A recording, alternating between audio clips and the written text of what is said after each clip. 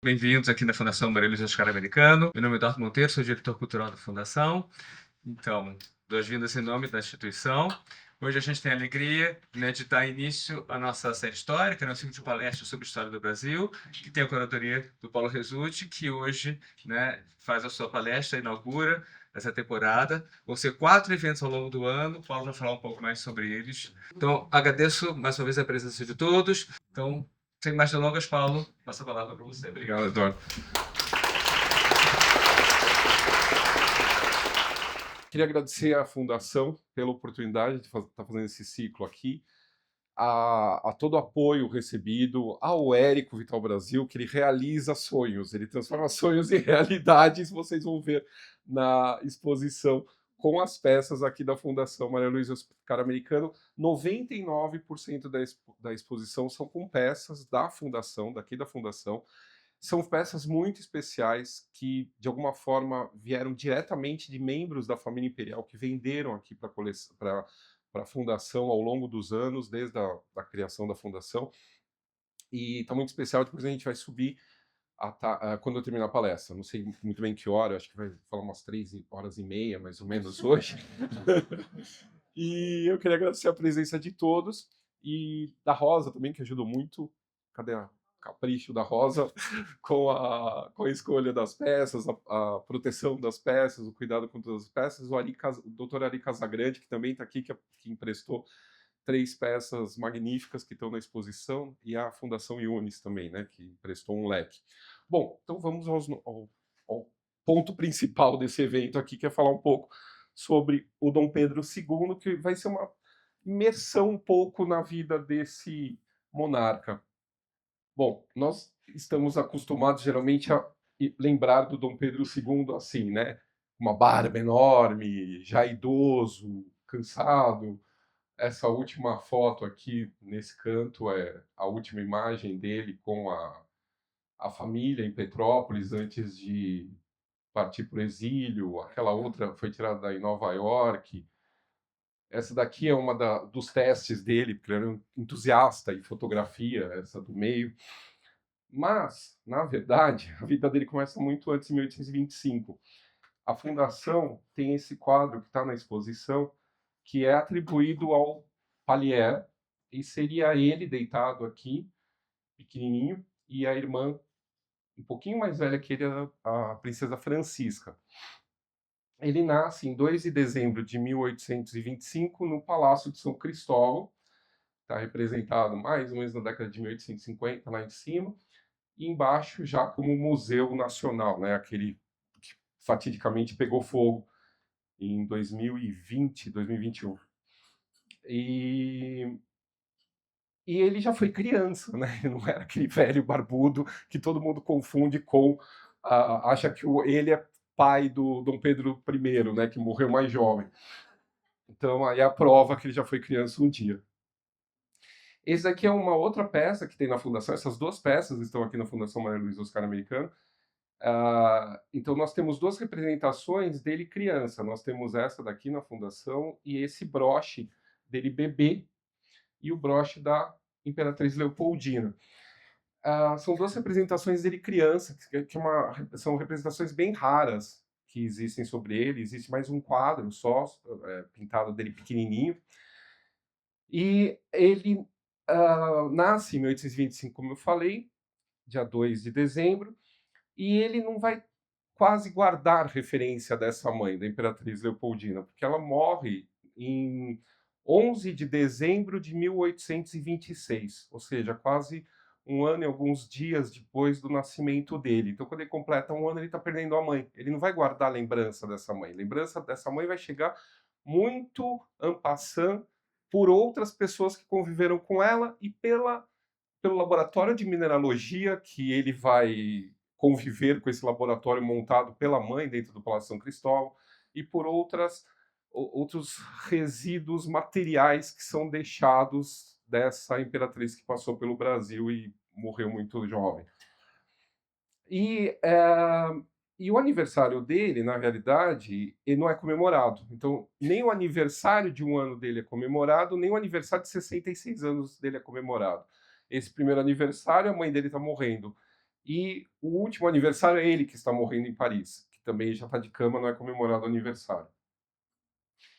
A lembrança materna do Dom Pedro II vai ser a Imperatriz Amélia de Leuchtenberg, a segunda esposa do pai, né? Ela vai chegar no Brasil quando o Dom Pedro II está com 2 para 3 anos de idade.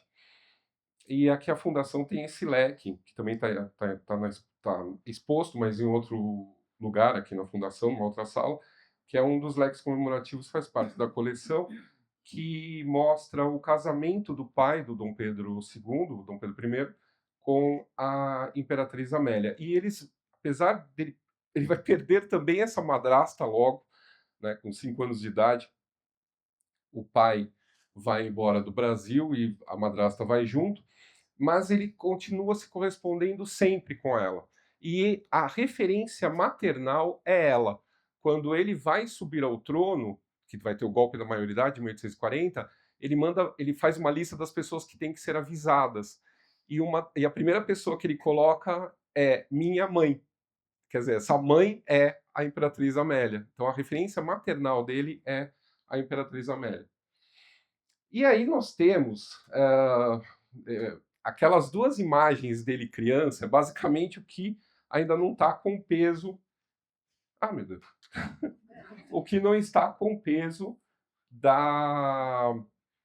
do Estado. Porque desde pequeno ele é retratado com símbolos imperiais. Então nós temos desse lado o retrato dele feito pelo Boulanger, que também vai ser o professor de caligrafia dele de desenho, e desse lado a gente tem uma pintura feita pelo Toné. Essa pintura dele pequeno parece uma coisa bobinha, mas não é bobinho. Ele está com café, ele está tomando café e ele está enfiando a mão num pote com açúcar. São as commodities brasileiras. Embaixo desse café dele tem uma lousa de estudo e um livro aberto. Então você vê a ideia da questão da educação. E lá no fundo, como apanhador da cortina, tem um símbolo imperial. Desse outro lado, mesmo o tamborzinho, não é só um tamborzinho, é um tamborzinho do regimento do Exército Brasileiro. Tem o brasão desse regimento e do Exército do brasão Imperial Brasileiro. Então ele vai nascer e ser retratado sempre envolto com símbolos dessa nação que ele vai vir a governar. Em 1831, ele já perdeu a mãe, em 26, e em 31 ele vai perder o pai, a irmã mais velha e a madrasta, a Amélia que eu falei. Por várias razões, o Dom Pedro I ele vai abdicar do trono do Brasil em 7 de abril de 1831 e vai para a Europa para tentar colocar a filha dele, a Maria II, a filha mais velha dele, que nasceu em 1819, no trono de Portugal. Aí uma questão de brigas internas, brigas entre absolutistas e liberais. Lá em Portugal, o tio da menina, o irmão do Dom Pedro, Dom Miguel, tomou o trono para si e o Dom Pedro sai daqui, vai resolver esse problema em Portugal e deixa o filho, não só o filho, mas os filhos, aqui no Brasil. E aí você percebe, analisando a documentação que existe, o Dom Pedro I, ele parte dia 7 de abril de São Cristóvão de madrugada. E ele não tem coragem, como pai, de acordar essas crianças e se despedir delas. As crianças acordam no dia seguinte, e aí, um pouco tempo depois, é que eles sabem que o pai foi embora. O pai, a irmã mais velha e a madrasta. E o Dom Pedro ele não vai imediatamente embora. Ele fica ancorado na Baía de Guanabara, resolvendo todos os problemas que ele tinha, que ainda tinha que resolver, venda de o que ele ia vender, o que ele ia levar, o que ia ser embarcado para o navio, etc. E aí, no meio disso, você tem uma documentação que é, primeiro, a tutoria do José Bonifácio. Então, ele coloca o José Bonifácio como tutor dessas crianças que vão ficar no Brasil. E o Dom Pedro I, ele entende que aqueles filhos não pertencem a ele. O Dom Pedro não pertence a ele, a Leopoldina, o Dom Pedro II não pertence a ele, e a Paula Mariana, a Januária e a Francisca também não. ele ele entende que essas crianças pertencem ao Estado brasileiro. Então ele deixa elas aqui porque ah, se o Dom Pedro II morresse, teria que ter outras crianças para assumir o trono. Alguma dessas outras pessoas, crianças iam assumir o trono. Pela Constituição brasileira, a mulher podia assumir o trono, mas desde que nascesse um homem, esse homem tinha preferência das mulheres, então ele passava na frente das mulheres. Mas se Dom Pedro morresse pequenininho, Dom Pedro II, as irmãs assumiriam. E aí você vê o desespero desse pai pelas cartas, porque muitas vezes ele tem um caderno chamado Miscelâneas, que muitas vezes ele pensa em pegar alguma das crianças e levar com ele para a Europa, mas ele muda de ideia, e aí por esse caderno você vai vendo essa mudança da ideia do Dom Pedro, primeiro antes de deixar o Brasil. E aqui é uma cartinha que o Dom Pedro II escreve para o pai enquanto o pai ainda está no Brasil. Meu querido pai e meu senhor, tenho tantas saudades de Vossa Alteza Imperial e tanta pena de lhe não beijar a mão, com o seu obediente e respeitado filho, Pedro. E aí ele coloca num PS, peça um bocadinho do seu cabelo, para guardar de lembrança. Pô, imagina o pai recebendo isso, não é de destroçar o coração. E essa é a segunda carta, a primeira ele não consegue terminar. Você vê as lágrimas na carta. E o Dom Pedro, e aí essa aqui já é ele como imperador do Brasil em 1832, é a representação dele como imperador do Brasil, já é o primeiro quadro que é feito, e ele tá com uma cara de emburrado, né? Uma coisa meio.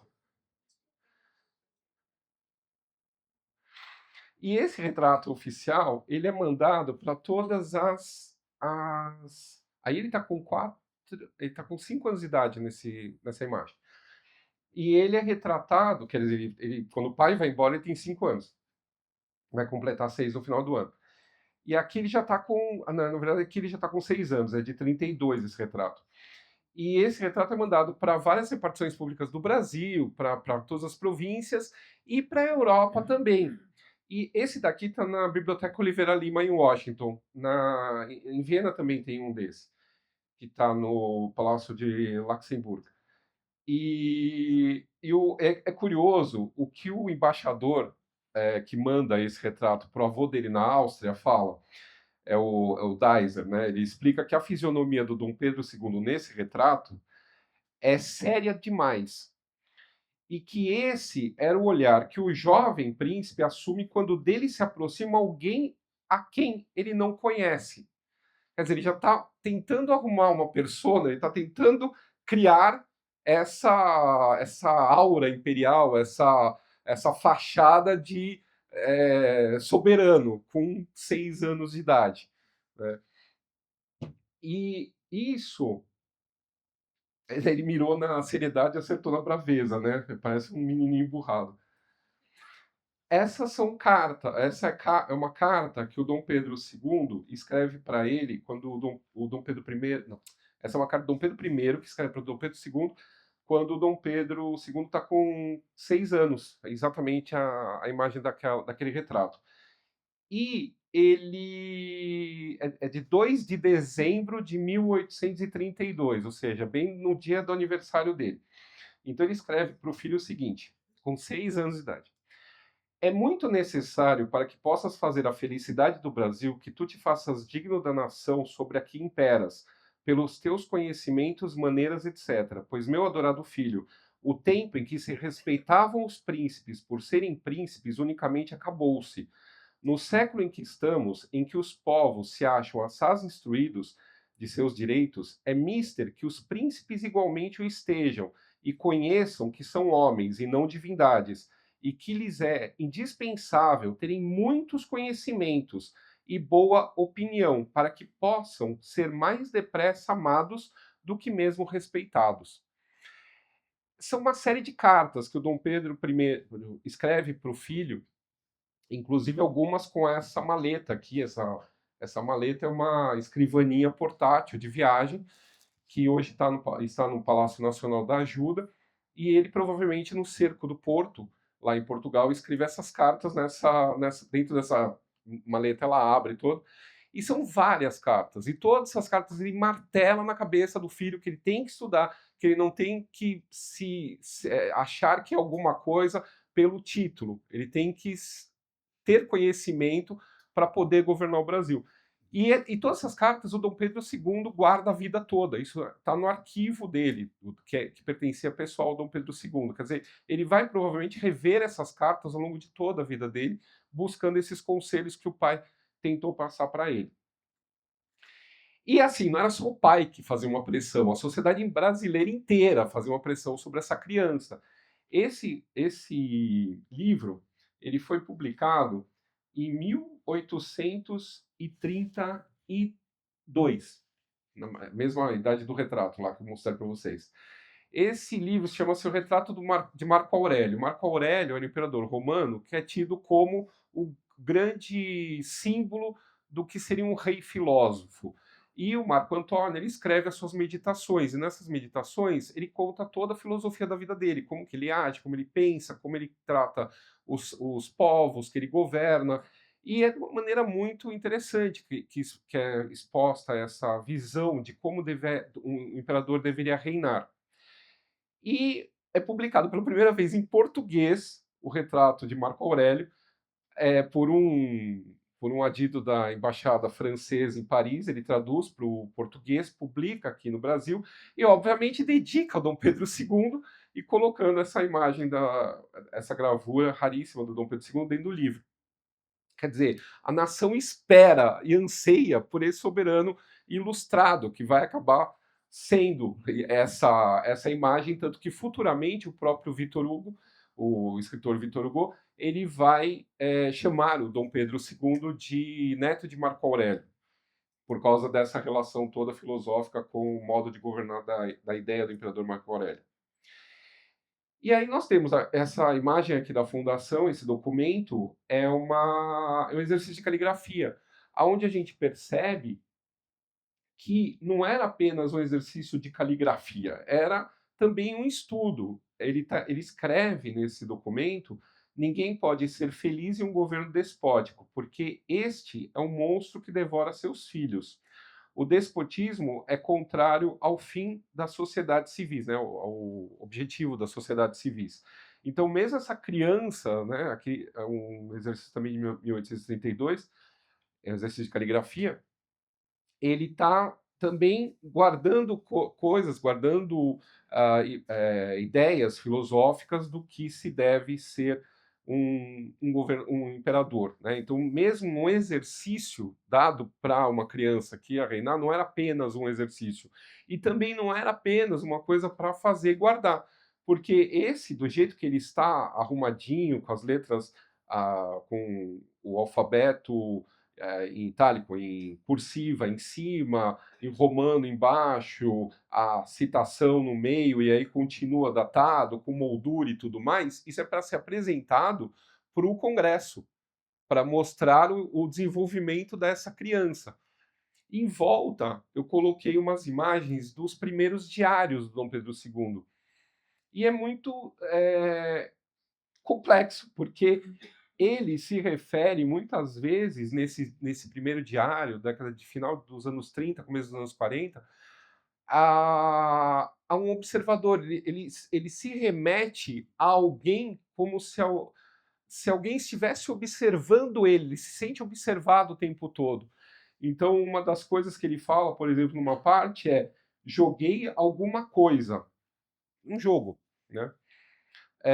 Mas não pensem que foi com carta. Não pensem que foi com carta. Quer dizer, ele está se justificando para alguém inexistente, porque teoricamente aquele diário não é para ninguém olhar, mas ele está tentando ser o melhor possível, e aí por isso ele se sente observado. Então, boa parte dá para se imaginar essa persona que ele vai criar tentando ser o melhor possível para ser o melhor governante possível do Brasil.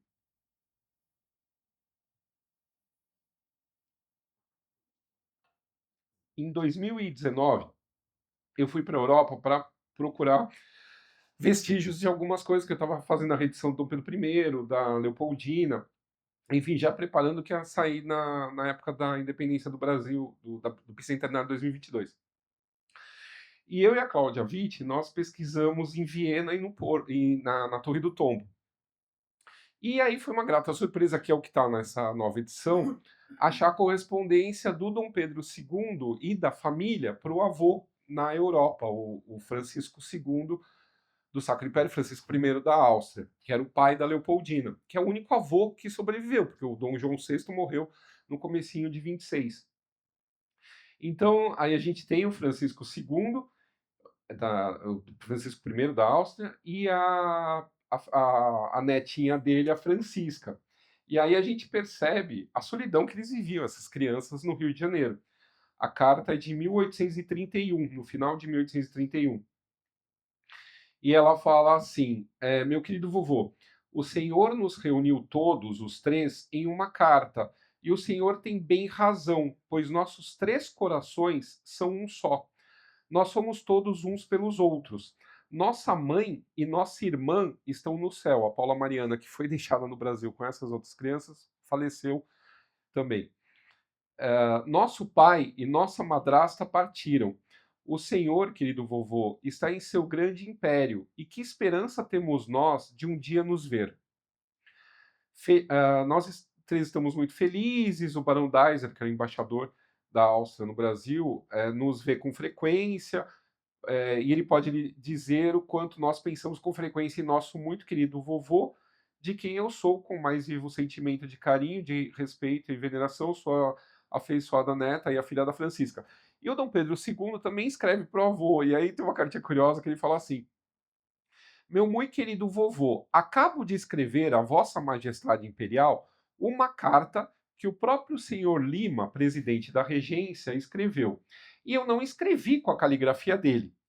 Mas as cartas de Estado, ou seja, as cartas oficiais que tem que mandar chamadas cartas de gabinete, que são mensagens oficiais de um monarca para outro. Essas cartas de Estado não são suficientes para o desejo que tenho de apresentar pessoalmente a Vossa Majestade Imperial a minha homenagem, o meu respeito e a minha ternura filial. Pedindo a Vossa Majestade Imperial a vossa preciosa amizade, rogo a Vossa Majestade que aceite a sincera devoção do seu respeitoso neto Pedro. Então, assim, é esse avô que eles têm, que está no outro continente, que eles não têm esperança nenhuma de ver, mas que eles tentam manter alguma ligação por carta. E esse avô corresponde a essa ligação e é muito afetuoso, mas vai falecer em 35 também, não é uma coisa muito duradoura.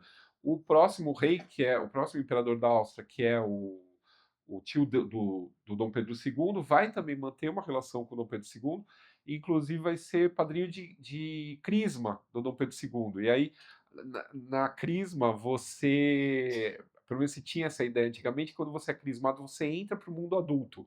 Então ele recebe desse tio um par de espingardas de caça, porque daí já pode, ele é adulto e já pode caçar. E também manda vinho Tokai para ele, porque o Dom Pedro II adorava vinho Tokai. E aí, em 34, para completar a desgraça dessas crianças, eles perdem o pai. Véspera de completar 36 anos, ele falece em 24 de setembro de 1834, no Palácio de Queluz.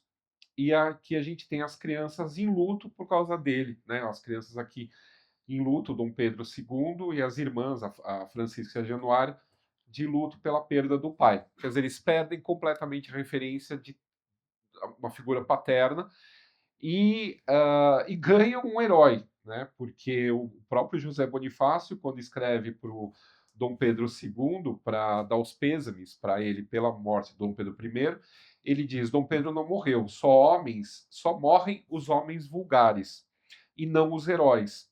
Eles sempre vivem eternamente na memória, ao menos dos homens de bem, presentes e vindouros, e sua alma imortal vive no céu para fazer a felicidade futura do Brasil e servir de um modelo de magnanimidade e virtudes a Vossa Majestade, que Vossa Majestade Imperial há de imitar. Quer dizer, o cara acabou de perder o pai e está tomando um conselho de: olha, você tem que seguir o exemplo do teu pai e tal.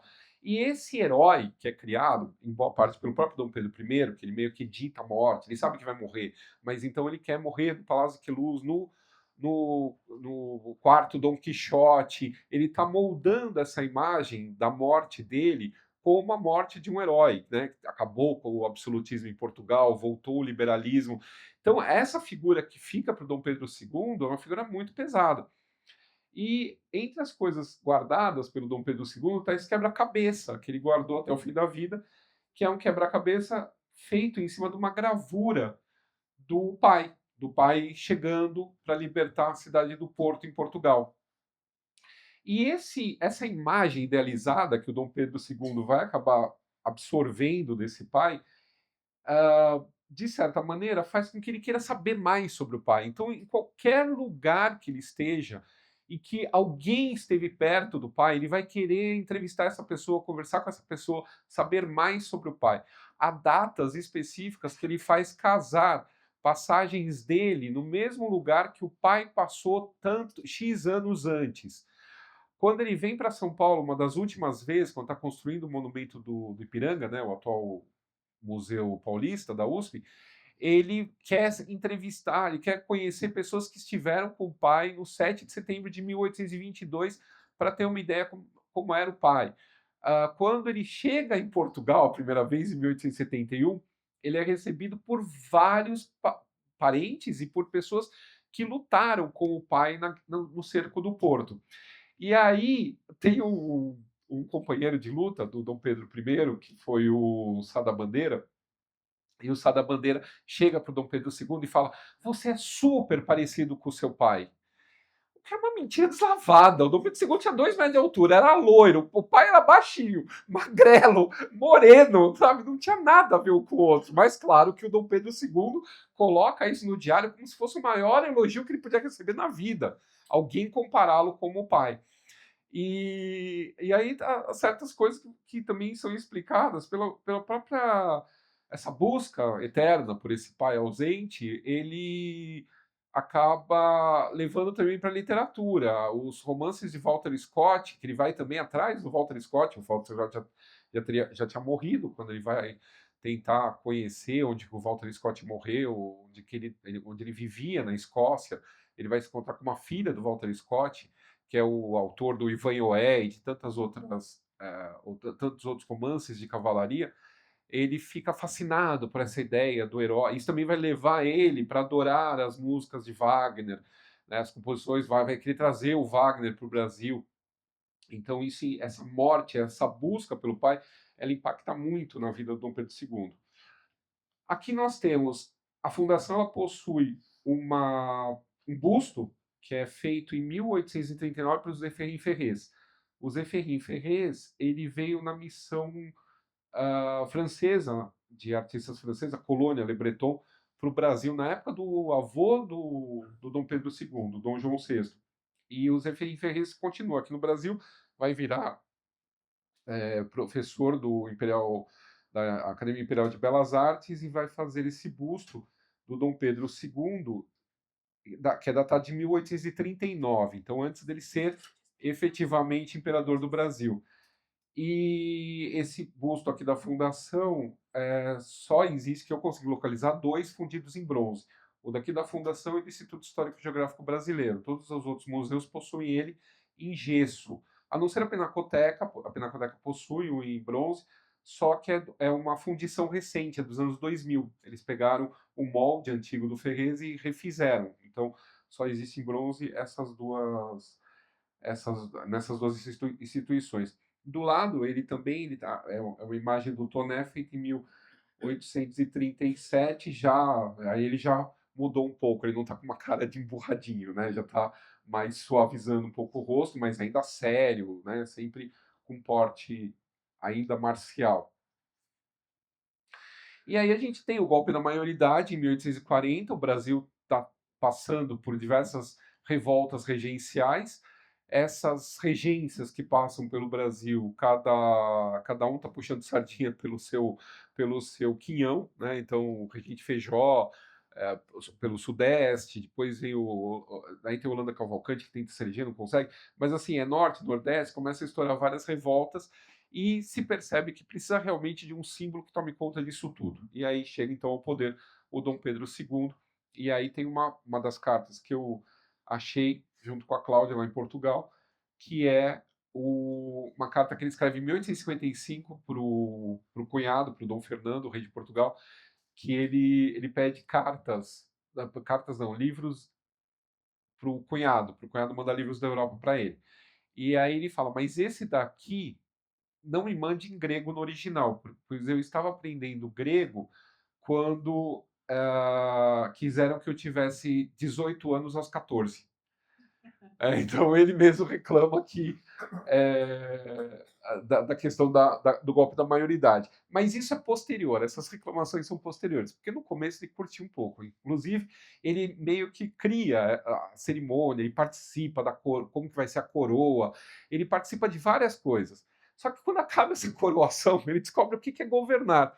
E um dos primeiros atos dele é dissolver o parlamento que tinha acabado de ser eleito. Antes de tomar posse esse parlamento, ele dissolve. E aí já é o caos. Então ele começa a descobrir que essa questão de governar é uma coisa muito mais delicada do que quiseram passar para ele. E aí a gente vê um menino, né, com 14 anos, 14, aqui ele já está com 15 anos, né, o golpe da maioridade é 14, ele completa 15, ele é coroado. Mas ainda continua sendo um menino.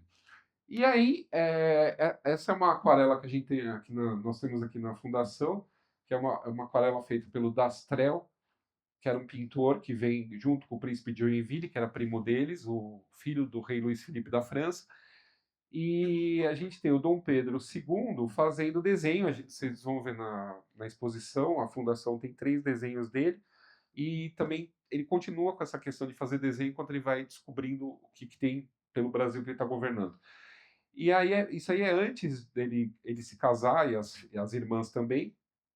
Mas você vê a Francisca, que está de costas para a janela, olhando por detrás dele, está com bordado, ele está desenhando, a outra está lá no meio. Mas essa questão do estudo nunca termina. A educação de um príncipe ela não termina a partir do momento que ele sobe ao trono. Principalmente no caso do Dom Pedro II, que ele vai estudar tudo e mais um pouco que aparecer pela frente dele. Só que aí a gente também tem o símbolo da tradição, né? Você está representando, além de uma nação, uma dinastia. Então você tem a imagem do Dom João VI e a do Dom Pedro I também em segundo plano. Em 43, ele fica noivo da princesa de Nápoles e duas Sicílias, a Teresa Cristina. Ela é um pouco mais velha que ele, tem 17 anos, ela 21. Esse retrato é nosso aqui da Fundação. Ele está usando condecorações, a banda vermelha, a condecoração no pescoço e algumas das comendas são do Reino das Duas Sicílias. E ela, por sua vez, está usando a miniatura do retrato dele no pescoço, a banda da Ordem do Cruzeiro, azul, mas ainda está na Itália, né? A gente tem a Baía de Nápoles e o Vesúvio ao fundo. Então, provavelmente esse conjunto, esse pandan, ele é da época do consórcio deles. Ela ainda não chegou no Brasil, ela vai chegar em setembro de 43, e eles vão demorar para conseguir ter intimidade, ele não sabe muito bem, meninos são meio lerdos, e até ele conseguir ter intimidade com ela, eles têm que ser deixados praticamente sozinhos na fazenda de Santa Cruz, e aí o primeiro filho deles vai nascer em 45, que nós também temos aqui na Fundação o retrato, e aí logo esse é o Afonso Pedro, e aí nós temos um Krumholtz, que é mostrando a Teresa Cristina com as outras crianças, que é o outro menino, que é o Pedro Afonso, no colo, a princesa Isabel, de azulzinho, e a princesa Leopoldina, de rosa. Essa coisa do verde e rosa, né, não tinha nada a ver na época. Isso é uma questão eduardiana, de dividir as cores por sexo e por gênero. E na verdade, o azul nessa época representa a proteção da Virgem Maria e o rosa ou vermelho é uma questão mais marcial, uma questão de sangue, é uma questão de guerra. E ele vai perder essas duas crianças, esses dois meninos. O primeiro nasce em 45, que é o Afonso Pedro, esse do retrato. A Isabel em 46, a Leopoldina em 47 e o outro menino em 48. Os dois meninos não chegam a 3 anos de idade, eles morrem, e isso causa uma imensa dor no Dom Pedro, que ele escreve um poema que diz assim: duas vezes a morte hei sofrido, pois morre o pai com o seu filho morto. Para tamanha dor não há conforto, coube-me o mais funesto dos destinos. Vi-me sem pai, sem mãe, na infância linda, e morrem-me os filhos pequeninos. E aí ele vai ter que criar essas duas meninas para herdar o trono, porque é o que resta, e eles não têm mais filhos, eles têm esses 4 filhos e não mais. Um dos interlocutores do Dom Pedro II era o cunhado dele, o Dom Fernando, né? Nessa imagem tem o Dom Fernando e a Maria II, que é a que foi pequenininha para a Europa com o pai, que assume o trono depois que o pai morre, e já antes, né, ela assume o trono, ele como regente, ele passa o trono para ela, e ela se casa com o Dom Fernando, que era o Saxe-Coburgo, e o Dom Pedro II ele vai ter muita relação com esse cunhado. E aí eu achei as cartas que eles troquei, que está nessa reedição, estão as cartas passivas e ativas. Então, que ele mandava para Portugal, o Dom Pedro II para lá, e o Dom Fernando para cá. E numa delas é muito interessante porque ele se abre a ponto de contar algumas coisas, tipo o Dom Pedro II falando: sou segredista e tenho sido muito acusado de dissimulação. Quando da minha parte não há senão reservas, mas pouco me importo com tais ditos, porque partem, porque partem geralmente de pessoas que procuram as nossas confidências como meio de ganharem a influência que, as mais vezes, não merecem pelas suas qualidades. Conheço cabalmente este mundo. Aos 29 anos, ele conhecia cabalmente o mundo. E já me teria tornado completo cético se não fossem as tuas cartas e outras provas que recebo como Pedro de Alcântara. Ele dividia entre pessoa física e pessoa jurídica. Pessoa jurídica era imperador do Brasil. Pedro de Alcântara era para poucos. E entre esses poucos estava esse cunhado, o Dom Fernando, lá em Portugal, com quem ele efetivamente se abria. E por que ele se abria com esse cunhado? Porque esse cunhado estava no mesmo ponto que ele na sociedade. Ele era rei de um lugar, ele tinha que ter toda a questão de representação sempre na mente, ele não podia dar um passo em falso, e, e aí com ele consegue se abrir. E aí com ele realmente tem as melhores cartas possíveis do Dom Pedro, contando como ele se sentia solitário, exercendo o papel de imperador do Brasil, sem ter com quem se apoiar, sem ter com quem conversar muitas vezes. E nessas cartas ele chega a contar, inclusive, com questões íntimas, a questão do coração. Então, quer dizer, ele respeitava a esposa, mas o coração dele às vezes batia por outra mulher. E aí tinha todo um problema, que ele também não podia se envolver com qualquer mulher, né? Não era uma coisa, não podia dar escândalo, como o pai dele já tinha dado. Então, ele vai se envolver com outras mulheres, mas essa é uma coisa muito mais discreta do que havia sido na época do pai. Ele é criado até, inclusive, para isso. Curiosamente, quando Petrópolis, curiosamente, mais ou menos, quando Petrópolis está sendo criada no Rio de Janeiro, na década de 1840, está sendo construído na Serra de Sintra o Palácio da Pena, pelo Dom Fernando. A Dona Maria da Glória vai morrer em 53, ela não vai ver o palácio construído. Só que nas cartas que eu localizei dela em Portugal para o irmão aqui no Brasil, você vê uma intensa troca, inclusive de sementes. O Dom Pedro manda araucárias para Pena, para serem aclimatadas e serem plantadas na Pena. E aí, anos depois, já morta a Maria II, eu achei cartas que o Dom Fernando dá informações sobre essas araucárias, que ele fala que foram tão bem, que pegaram tão bem que parecem como se tivessem nascidas lá. Então, provavelmente ainda há araucárias lá na Pena que foram dessa leva de sementes que foram aclimatadas pelos reis de Portugal lá e que vieram do Brasil. Bom, sobrou para ele essas duas meninas. A Fundação Oscar Americano tem essa bela imagem a maior, que é da princesa Leopoldina, E aí do lado a gente tem uma outra, que é de uma coleção particular, que é a Princesa Isabel de azul. E isso também é um intercâmbio que é feito entre os cunhados, porque o Dom Fernando e também a Maria II mandam para o Brasil um pintor que serviu à corte deles, que foi o Ferdinand Krumholtz. E o Krumholtz pinta a família imperial aqui no Brasil. Então, esse retrato que existe aqui na Fundação é um retrato desse Krumholtz, que é justamente dessa interligação da família de troca semente, troca artistas, enfim.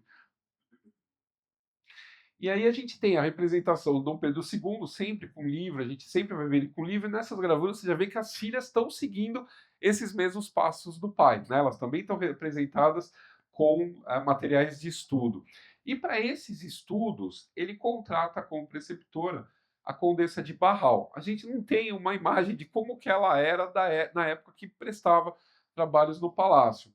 Mas aqui a Fundação Maria Luísa Oscar Americano, nós temos esse retrato dela com uma idade mais avançada e nós temos existe essa outra essa é um bracelete na verdade que está no Instituto Histórico e Geográfico Brasileiro. Então a gente tem que pegar o meio termo entre essas duas para ter uma ideia como que ela era como quando dava preceptoria para as meninas.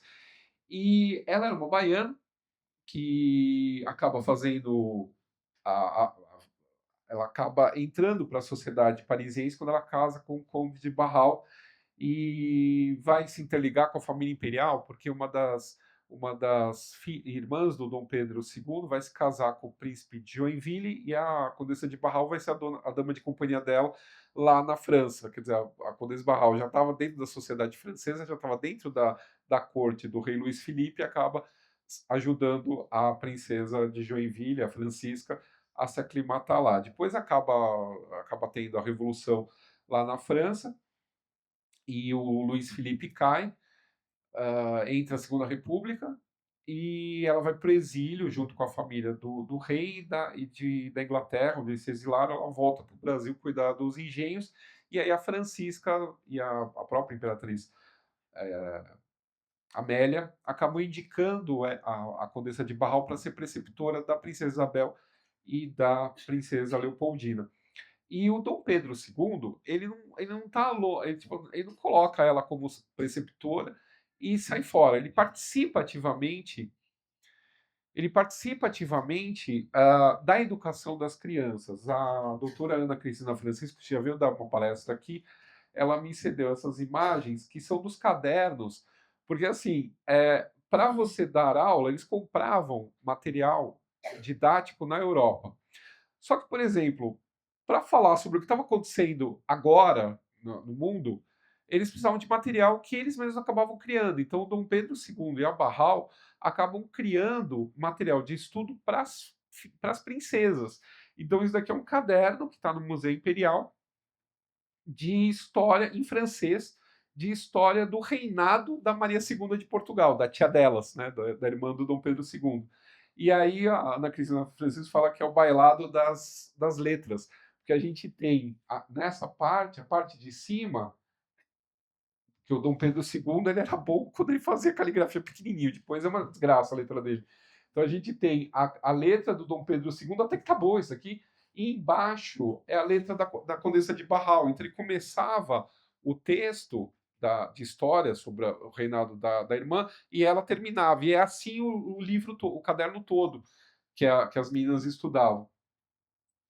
E o próprio Dom Pedro, ele passa então, logo depois que ele tem as filhas e está tudo mais ou menos estabilizado, ele faz a primeira grande viagem para o Nordeste brasileiro. Ele vai conhecer, que na época falava-se províncias do Norte, o Brasil não era dividido em Norte e Nordeste na época do Império, era só províncias do Norte.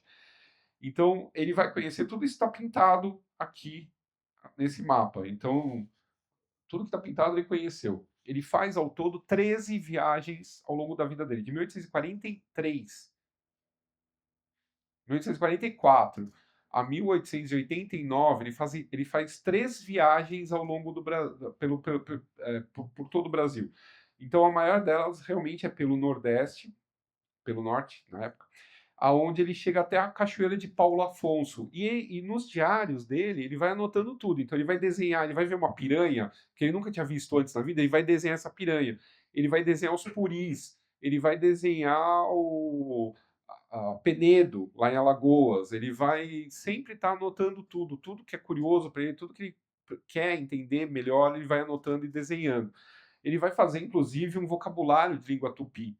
Além de aramaico, ele também vai aprender aramaico, ele também vai aprender tupi. Ele está aprendendo sempre línguas novas. E também aprendendo esse Brasil. Então, ele é o primeiro brasileiro, primeiro nascido no Brasil, a governar o Brasil. Tanto que o Dom Pedro I falava que o filho dele ia ter mais sorte, ninguém podia chamar o filho dele de estrangeiro, e nem de português. E ele vai cumprir essa missão, ele vai tentar entender esse Brasil que ele está governando. Então, e também é muito curioso que você vê que o começo das viagens é tudo viagem mais curta, só que isso vai aumentando, conforme a velocidade dos meios de transporte vão evoluindo, ele vai aumentando cada vez mais a quantidade de viagens que ele faz, principalmente quando começa a ter toda a estrada de ferro, unindo boa parte do Sudeste com o restante do Brasil. E aí, num canto, a gente tem eles vestidos com equipamento para descer, ele e a Imperatriz, vestidos com equipamento para descer numa mina de ouro lá em Minas Gerais. Então ele também, e assim, não era uma coisa, uma viagem de primeira classe, não, ele pegava pulga, ele fala das pulgas que ele pega em Alagoas, ele fala do surto de febre que ele passa para uma cidade que está infestada de febre, com uma febre, malária, acho que é. E então, assim, ele passa vários perrengues, não é uma viagem, não é um cruzeiro de alto nível, ele está fazendo uma coisa que ninguém fez ainda.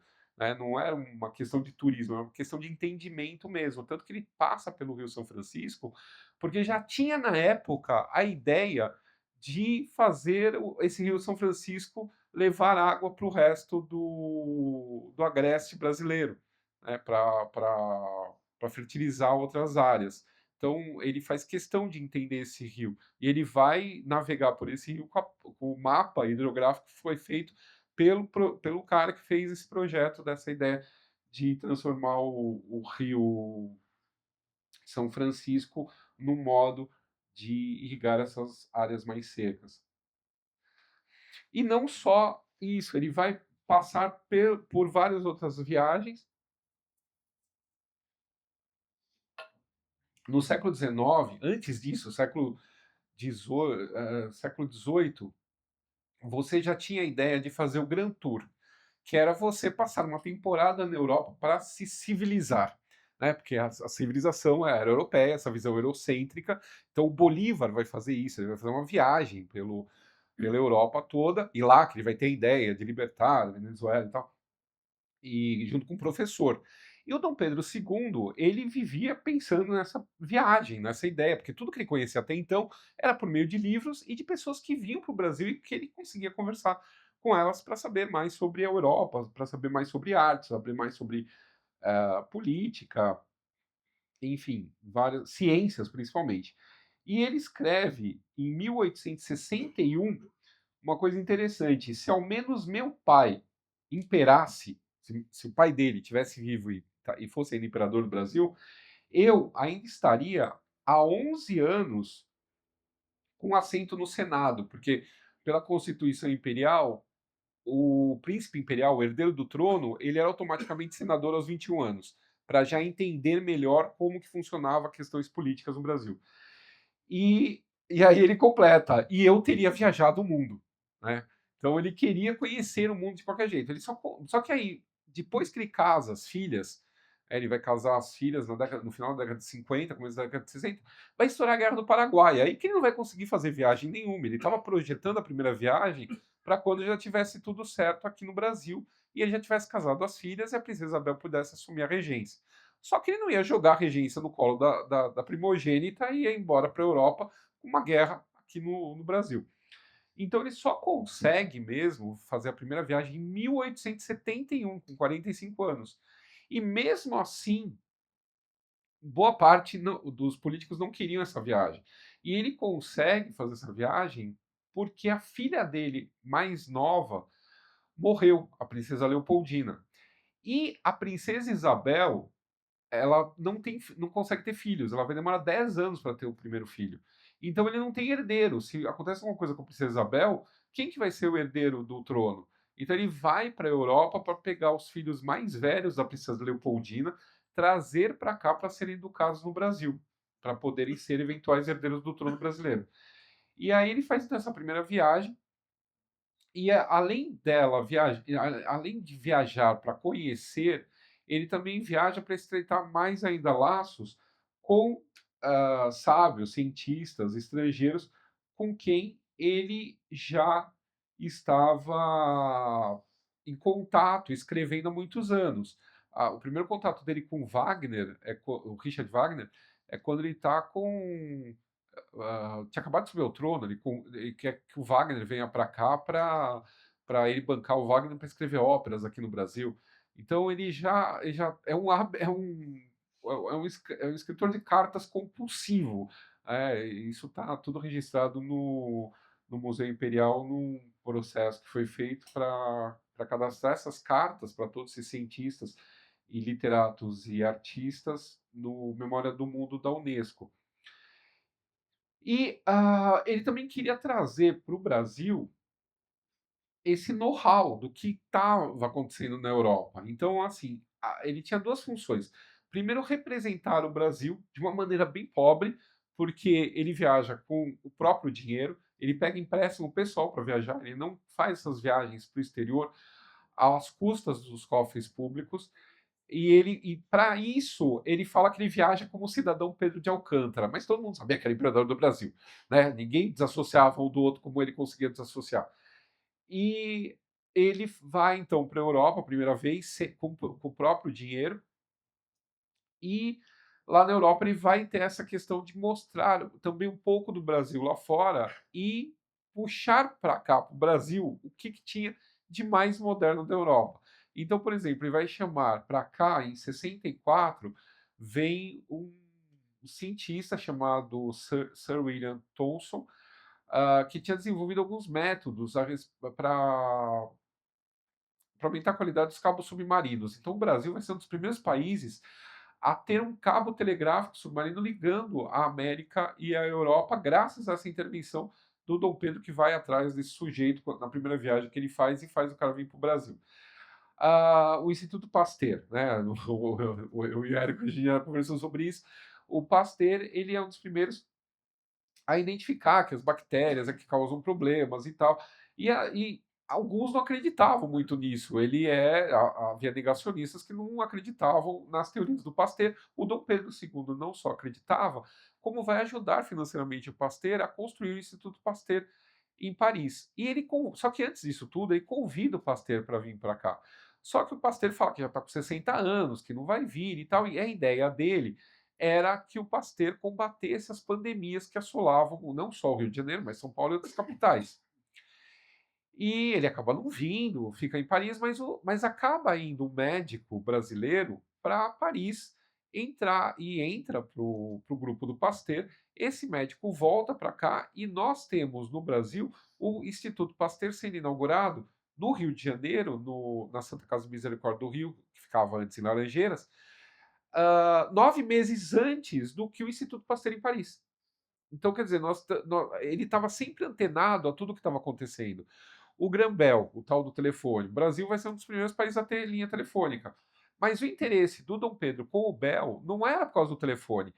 Quando o Dom Pedro viaja para os Estados Unidos em 1876, ele é o único brasileiro, ele é o único monarca, ele é o primeiro monarca a pisar nos Estados Unidos. E é o único monarca a prestigiar os 100 anos da independência dos Estados Unidos, que está sendo comemorado em 1876. Então, por aí vocês veem essa índole liberal para ele. Né? Ele não tinha nenhum pudor com a questão de império versus república. Ele vai atrás do Bell na Filadélfia, em Boston, porque o Bell, a família Bell na Escócia, eles detinham um know-how para ensino de surdos na Europa e nos Estados Unidos. O Bell tinha uma escola de surdos para aprender a linguagem de sinais. E aí, ele já conhecia então o Bell por causa dessa questão, porque ele já tinha trazido para cá para o Brasil ele tinha criado o Instituto Imperial, que chamava-se na época de surdos, de Imperial de Surdos Mudos. Então ele tinha interesse porque ele tinha dois surdos na família, com problema auditivo na família. O cunhado dele, o príncipe de Joinville, e o próprio genro, o Conde D. No Museu Imperial, vocês visitarem, tem a cornetinha de prata que o Conde D usava para tentar ouvir melhor.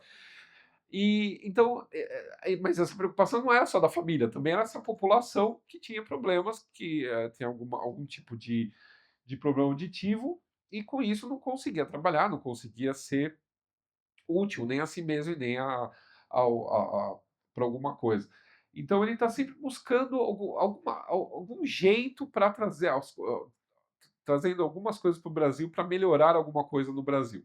E aí, por isso que ele conhece o Bell, e aí tem toda a questão do telefone, que ele estava na Filadélfia, na exposição do centenário na Filadélfia, e o Bell ele tinha que voltar no dia seguinte de volta para a escola. Ele só tinha aquele dia para ficar lá na Filadélfia apresentando o evento, e já vai fechar, já deu o tempo dos juízes passarem pelos estandes, e não vai dar tempo de passar no stand do Bell.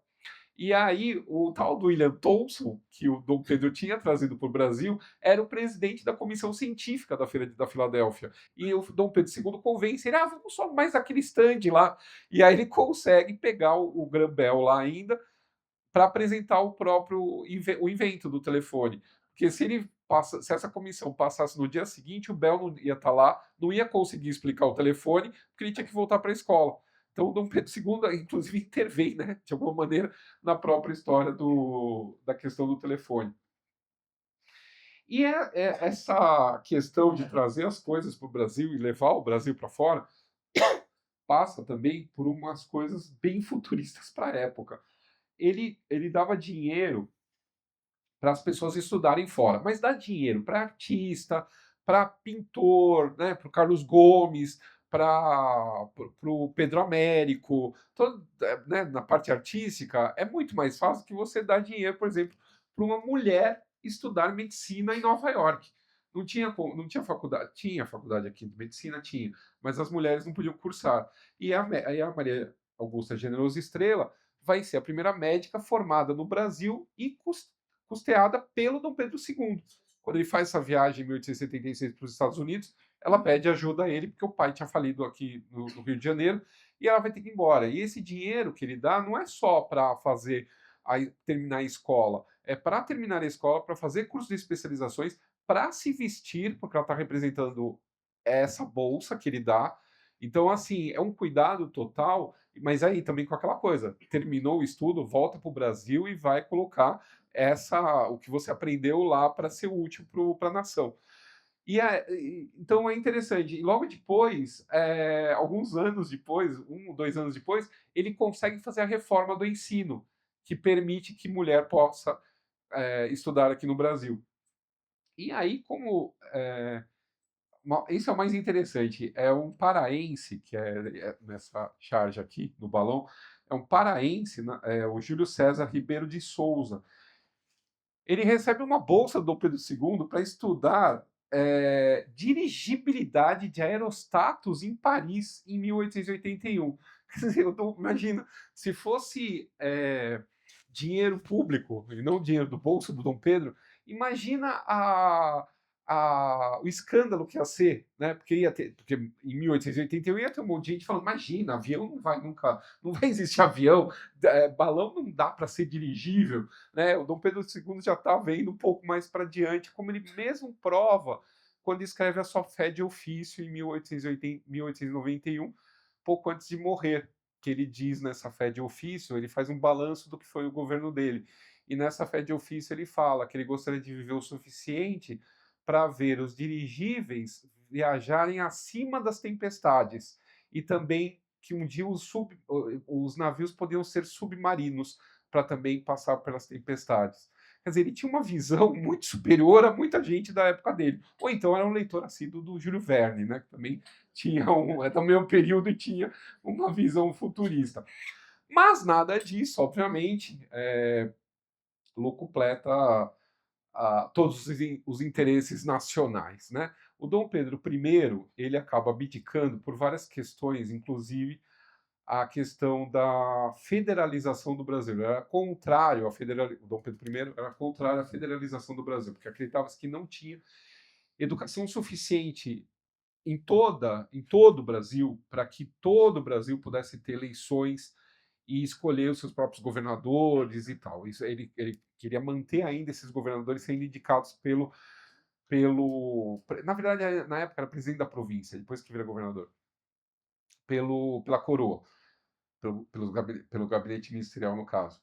E, e o Dom Pedro II também. Só que aí essa ânsia, São Paulo está virando uma potência por causa do café e quer ter maior peso político. O Nordeste também está voltando a ser uma enorme potência também, quer ter mais peso político.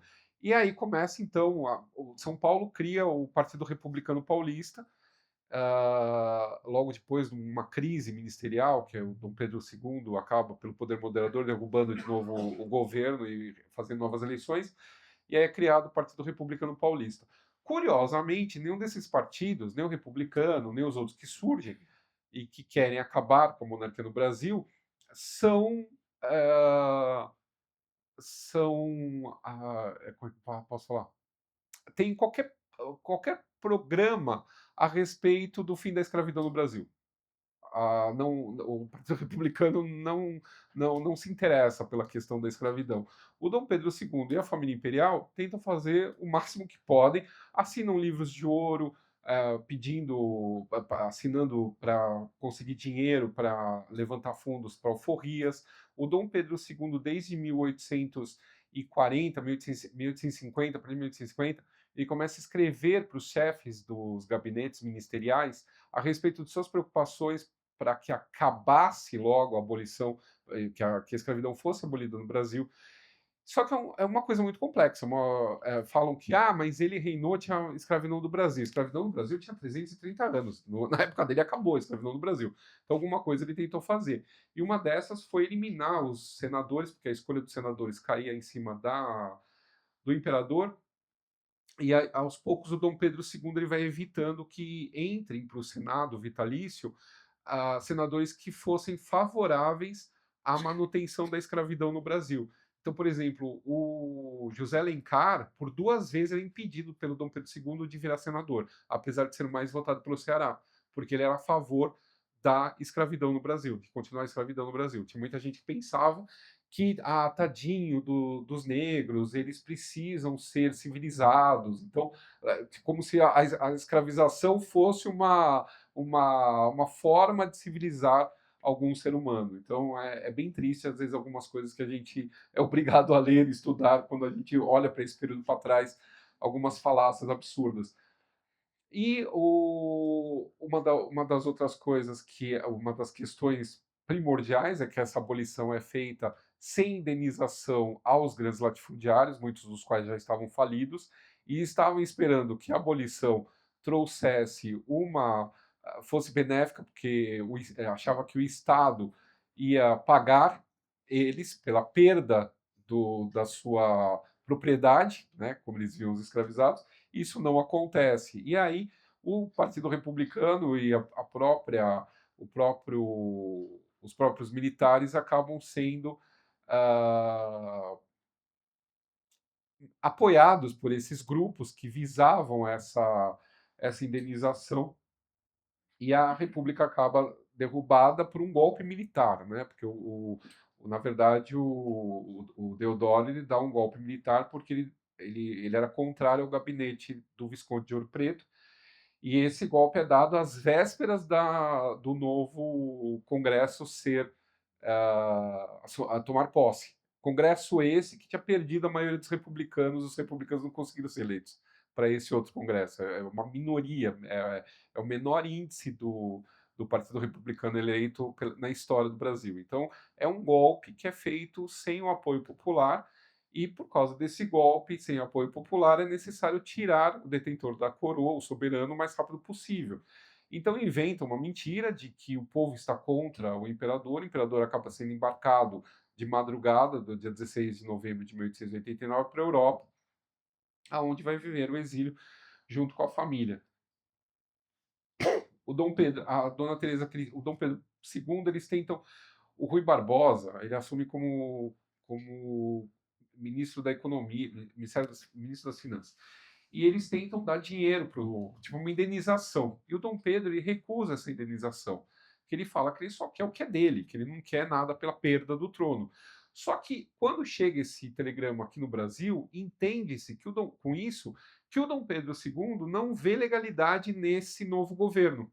Então esse novo governo, logo em seguida, em 1889, bane definitivamente a família imperial do Brasil. Então, essa família que está chegando na Europa, Dom Pedro II que está chegando na Europa, eles chegam e logo, em umas semanas depois, pouca coisa depois, recebe a notícia de que foram banidos do Brasil.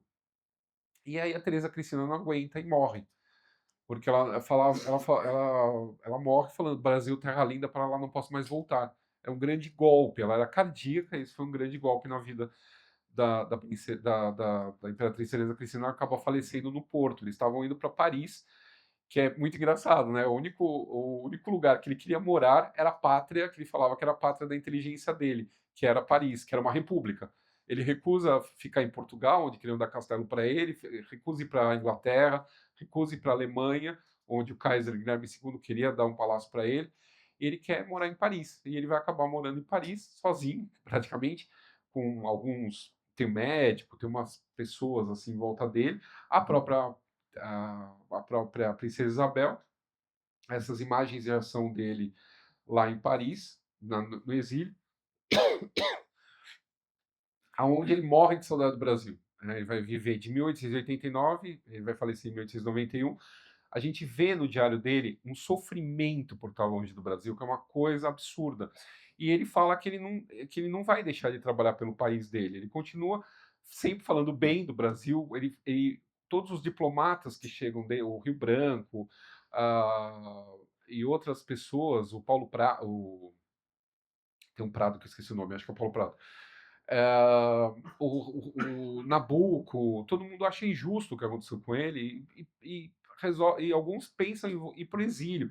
E ele fala: não, não, continue trabalhando para o Brasil. Tipo, eu não se importe comigo, se importe com a nação. Era isso que era o que importava para ele, era o Brasil. E só que também ele morre de saudade de Petrópolis, né? Ele escreve pro Toné aqui no Brasil e geralmente as cartas dele começam assim: fale-me de Petrópolis. Tanto que no Museu Imperial tem um programa chamado Fale-me de Petrópolis, por causa dessa palavra, disso que ele usava, né? Dessa lembrança de Petrópolis, que Petrópolis não. Ele falava que lá ele era o cidadão Pedro de Alcântara, não o imperador. E tem umas passagens muito tristes do diário dele nesse período, que ele tem uma que ele fala: estava sonhando que sonhei que estava andando por Petrópolis, mas o meu criado chegou, acendeu a luz e eu vi que era um sonho, eu acordei. Então é bem triste esse final da vida dele. E aí ele acaba falecendo logo depois do aniversário dele, em 5 de dezembro de 1891, 66 anos, em Paris, no Hotel Bedford. E como ele era membro da Academia Francesa na cadeira de Astronomia, tanto que ele queria construir o maior observatório astronômico, que ele queria que fosse maior do que Cannes, ele queria construir no Rio de Janeiro. Ele tinha chegado a encomendar, e tudo chega depois que ele já não está mais no trono e acaba nem sendo montado o telescópio. E, inclusive, quando ele visita Cannes, em 1891, esse observatório tem um asteroide que eles descobriram e queriam batizar o asteroide como Petrus Secondo, uma coisa assim. E ele fala: não, não, coloca Brasília. Ele falou: não, não quero ser homenageado, homenageei o Brasil. E aí tem esse asteroide até hoje chamado Brasília por causa disso. E aí, como ele era membro da Academia Francesa, o governo francês, o Sadi Carnot, que é o presidente, não pode participar do funeral, ele está longe de Paris, mas ele manda os seus oficiais prestarem respeito para a princesa Isabel e manda que seja feita um cerimonial de gala para o Dom Pedro II. E aí essa é a desculpa para o Brasil, porque o Brasil o governo do Brasil, em protesto por toda essa pompa e circunstância que a França dá nesse funeral ao Dom Pedro II, acaba não mandando representante e acaba mandando meio uma intimação, tipo, querendo justificativa, e aí a justificativa você, não, a gente não está homenageando o imperador depois do Brasil, nós estamos homenageando o acadêmico Dom Pedro II, a desculpa dos franceses para prestar uma homenagem absurda que foi feita na Madeleine tanto pela Academia Francesa quanto pelo governo, né? O governo participou e foi honras de chefe de Estado.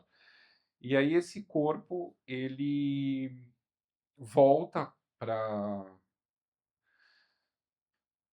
esse corpo é enviado, o corpo dele é enviado para Lisboa, onde fica no Panteão dos Braganças, porque pela lei do banimento não podia vir para cá. E a princesa Isabel, jogo duro, fala: "Não, eu não vou mandar".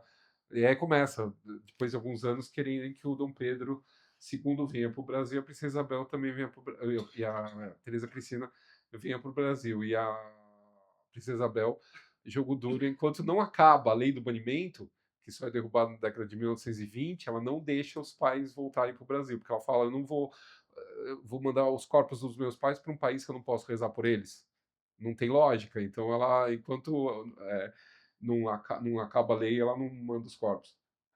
E eles chegam aqui para o centenário da independência em 1922, e só na década de 30 é que sobem para Petrópolis, onde está hoje. E aí, finalmente, o Dom Pedro retornou para a cidade dele, em Petrópolis. Pessoal, essa é a história que eu tinha para contar para vocês hoje. Queria saber se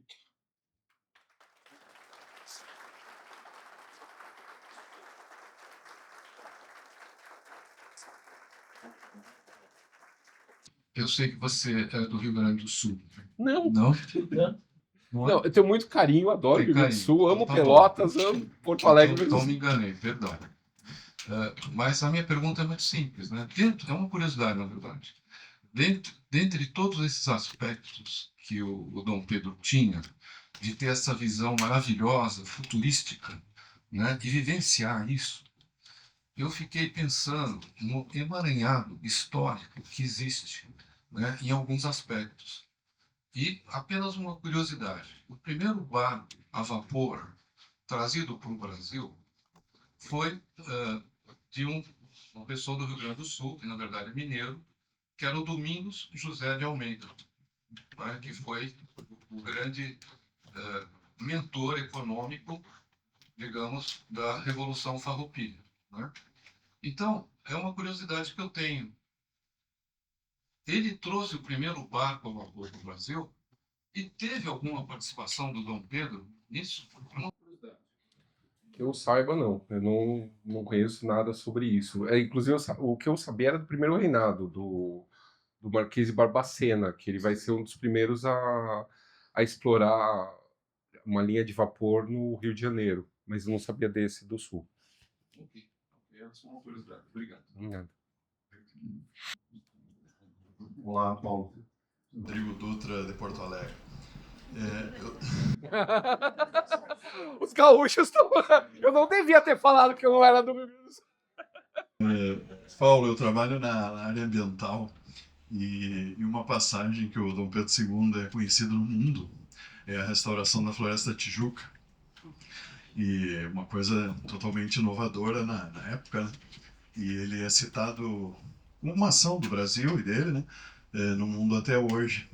Aí eu queria saber se tu conhece mais detalhes disso, ou alguma outra coisa na área ambiental, de toda essa pesquisa que tu já fez. Essa questão é curiosa, porque isso é um projeto mais antigo, é um projeto do José Bonifácio. O José Bonifácio já tinha essa ideia do reflorestamento, porque é engraçado, a gente vê várias ações que acontecem no governo do Dom Pedro II que são frutos de ideia do José Bonifácio. Essa da reflorestamento da Tijuca é uma delas. A forma da questão da abolição da escravidão ser dividida em etapas e não uma coisa inteira. E você tem algumas outras questões que envolvem Petrópolis, por exemplo. Petrópolis ela é toda pensada de uma maneira autossustentável e o problema é que a única e também tinha a questão de como que se colocava o rio junto com a cidade. Então, parte do princípio, junto ele e o Major Keller, eles pensam em colocar o rio na frente das casas, porque se colocar no fundo das casas é mais fácil eles acabarem sendo poluídos do que se eles passarem na frente. Mas depois eles veem que essas aberturas que eles vão criando em Petrópolis, eles devem ter dimensionado melhor, porque já na época do Dom Pedro II já tinha inundação em Petrópolis. É uma coisa. Mas ele está sempre antenado em tudo, né? Inclusive nessas questões de meio ambiente. Primeiro, uma honra estar aqui. Eu sou sua fã, li todos os seus livros. E o Brasil, acho que teve aí um momento glorioso, que é ter duas figuras contemporâneas, que foi o Dom Pedro II e o Barão de Mauá, né, convivendo e aí, gaúcho, é verdade. E aí eu queria ouvir um pouco de você, da relação desses dois. Como é que foi e o que isso contribuiu ou não nesse momento histórico do Brasil.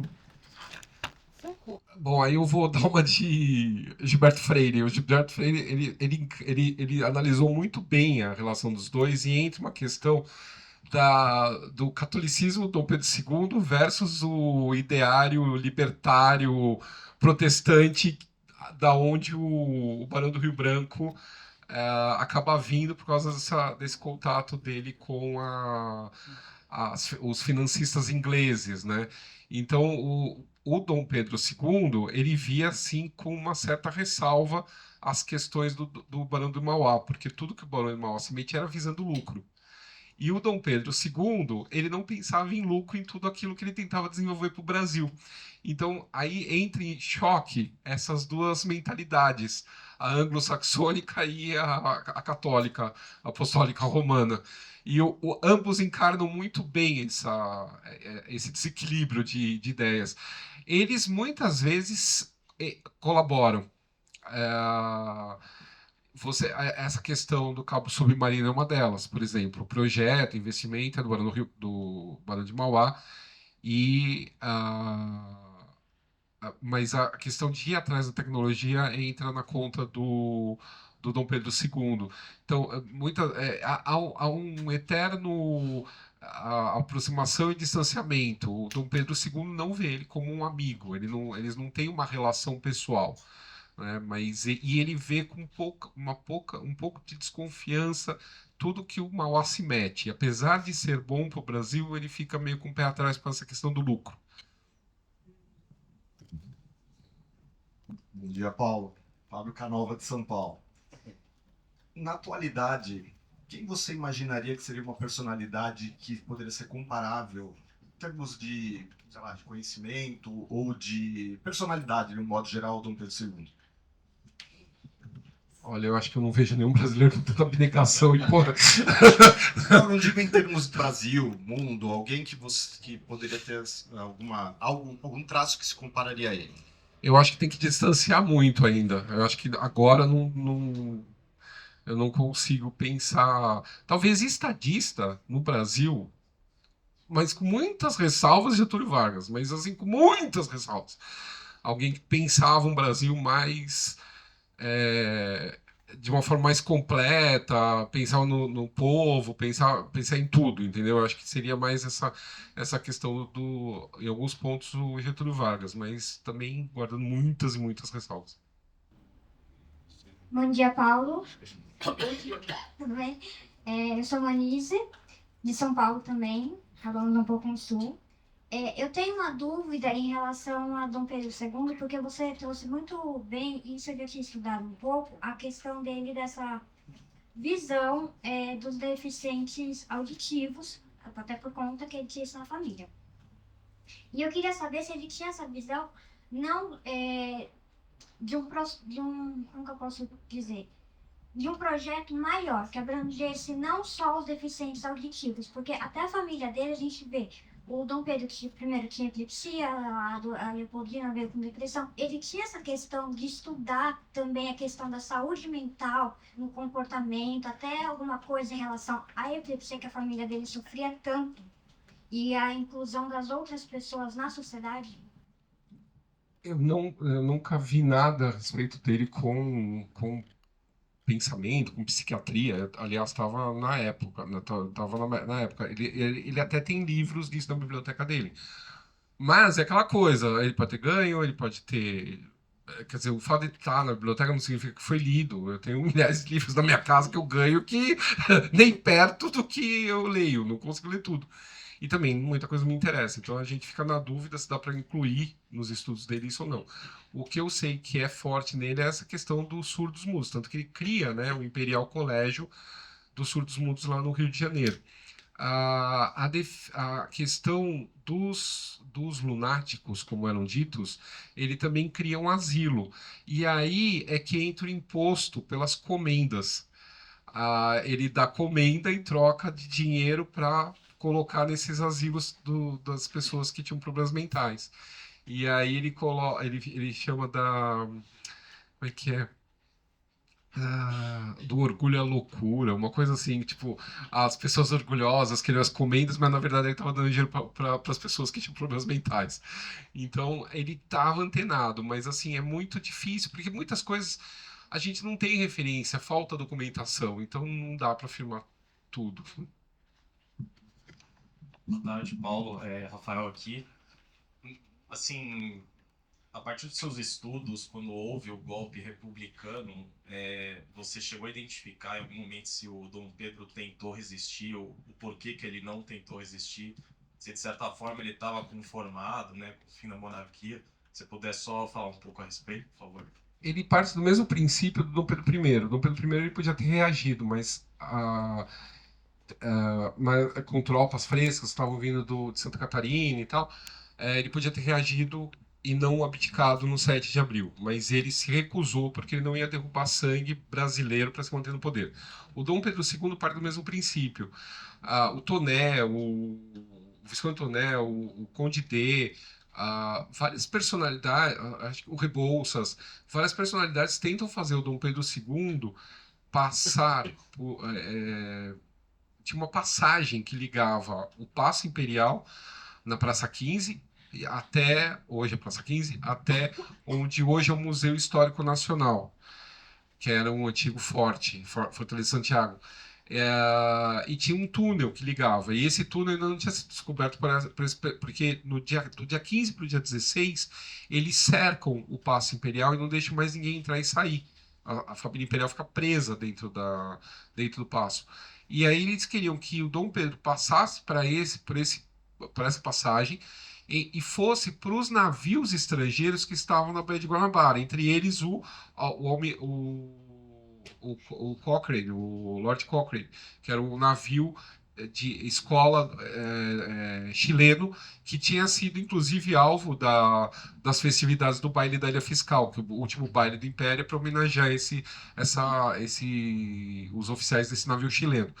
Só que ele falou que estavam loucos, porque ele não ia pisar num território estrangeiro, porque o navio de guerra estrangeiro seria um outro território, que não seria o território brasileiro, e ele não ia fazer nada que comprometesse os brasileiros. Tipo, porque ele não queria derramar sangue para se manter no poder.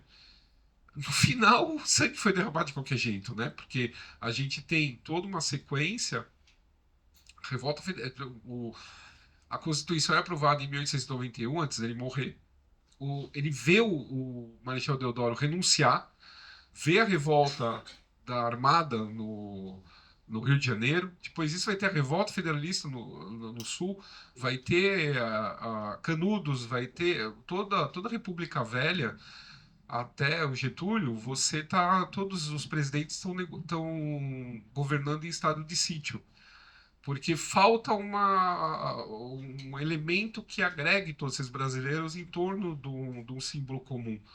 Então, ele não queria naquele momento que o sangue fosse derramado, mas o sangue acabou sendo derramado de qualquer maneira. E também tem aquela coisa, ele estava no poder fazia quase 50 anos. Se não querem mais, se não queriam mais ele ia embora, entendeu? Tipo, então, já que não me querem, tchau. Oi, eu sou o Rafael, aqui de São Paulo, estou aqui com meu amigo Thales. Nós ambos temos 18 anos e nós somos amantes da história do Brasil. E eu tenho aqui, eu vou primeiro falar algumas coisas, aí depois eu vou te mandar a pergunta.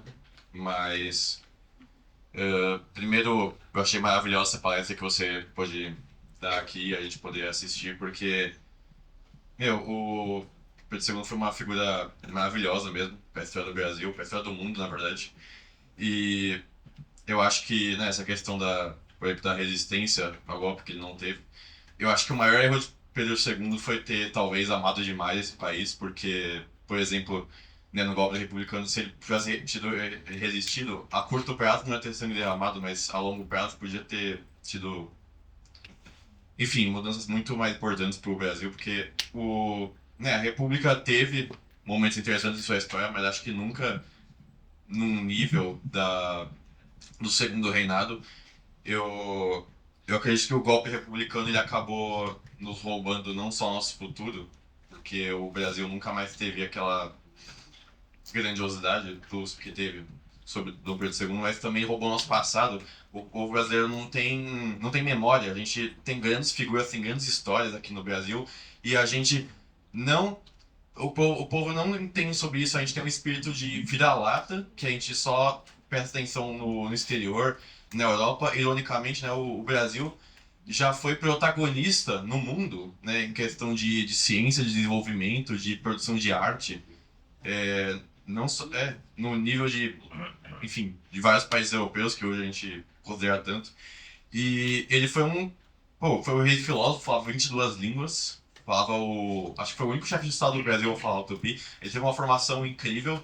Ele tem uma frase muito boa dele, que ele fala, se não fosse imperador, desejaria ser professor. Não conheço uma missão maior e mais nobre que é de dirigir a inteligências jovens e preparar os homens do futuro. Então, ele tinha uma visão do conhecimento, ele tinha várias questões assim, muito à frente do seu tempo, ele era um homem muito sábio. E hoje o brasileiro ele não tem educação básica, a gente não sabe a nossa própria história. E a gente vai continuar, né? Ou a gente não sabe, ou a gente cria um ódio de figuras magníficas como o Dom Pedro II e muitas outras. Então, acerca dessa palestra aqui, maravilhosa que você deu, acerca do conhecimento que a gente pode adquirir aqui, assim, né, nós como jovens aqui, peraí. Nossa, eu falei tanto e eu não consegui formar uma pergunta muito bem. Mas, o que a gente pode fazer a partir disso? O que a gente pode fazer a partir de agora, assim, quando a gente absorve esse conhecimento, como é que a gente pode mudar como você acha, na sua visão, que a gente pode mudar o mundo, mudar o país para que a gente possa se encaminhar num caminho melhor? Se eu tivesse essa resposta, aí mudava o mundo. Eu acho que, assim, várias coisas assim. Eu entendo uma parte, pelo menos, essa idealização do Pedro II, só que, ao mesmo tempo, eu acho que cada um tem que fazer a própria parte. Tipo, não basta ficar olhando para o passado e não olhar para o futuro e não fazer nada. Não dá para ficar louvando só o passado e pensar, nós tivemos no Pedro II. Sim, mas ele morreu. Ele ia morrer de qualquer jeito. Desculpa, se tivesse república ou não, a gente não sabe o que ia ser. Ele mesmo não confiava na filha, porque a filha achava... Tem oh,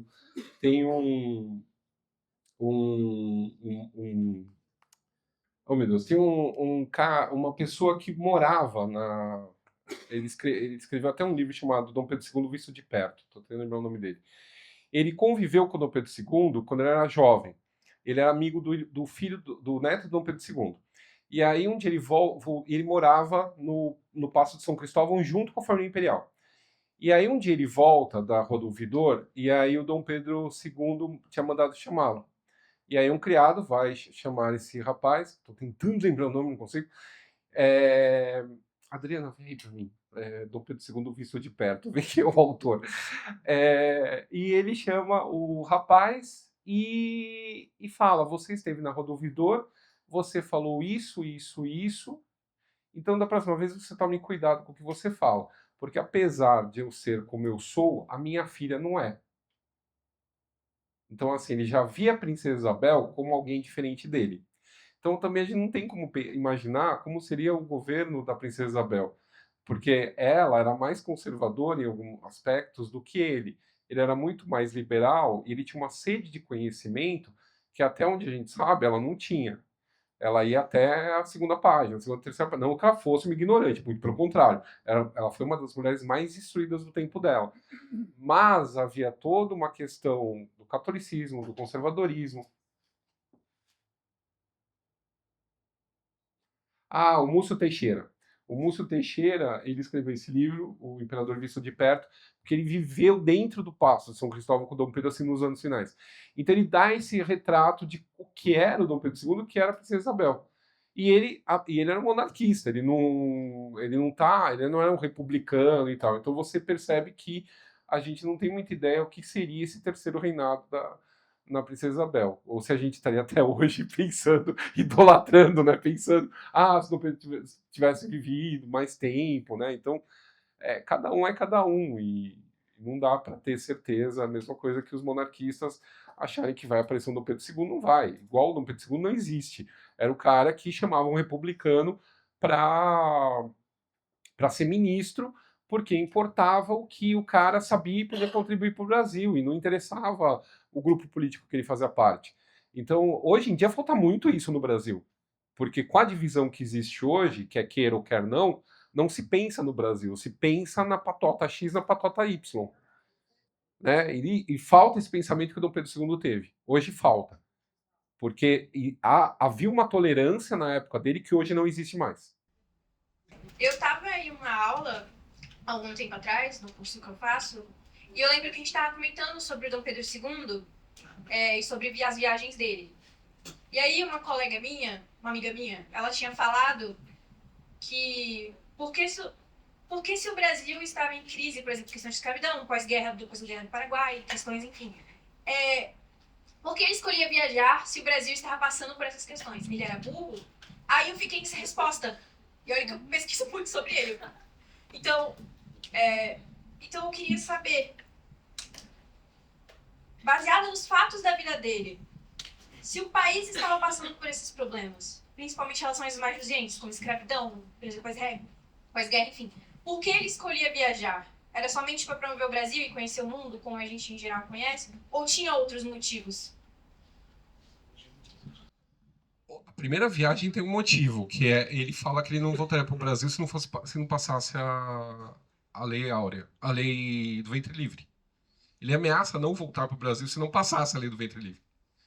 Então, assim, em alguns momentos as viagens dele foram políticas. E tão políticas que ele sai do Brasil nas vezes que vai passar alguma lei que é a filha que vai assinar. Ele já está construindo essa ideia da filha ser a redentora dos escravizados, porque é ela que assina as duas leis principais. Então, assim, não é que ele fosse burro, só que, assim, ele também não conseguia fazer tudo. E havia um governo, ele não era um ditador. Havia uma Constituição, havia um Senado, havia uma Câmara dos Deputados, havia um ministério, havia o primeiro-ministro. Tipo, ele não precisava estar 24 horas no Brasil. Então, assim, na Guerra do Paraguai ele não viaja. Enquanto está tendo a Guerra do Paraguai, ele não viaja. Ele vai adiar quase 10 anos a viagem dele para a Europa por causa da Guerra do Paraguai. E o que eu falei, nenhuma viagem dele custou nada para o Estado brasileiro. Ele pagava com o dinheiro que, por exemplo, havia o Ministério da Casa Imperial, vamos dizer assim. Aí a dotação dessa Casa Imperial, que era para manutenção de funcionários, manutenção dos palácios e tudo mais, é que ele tirava o dinheiro e muitas vezes fazia empréstimos em cima desse dinheiro que ele recebia anualmente para a manutenção dele e da família dele. Então, hoje em dia é igualzinho, né?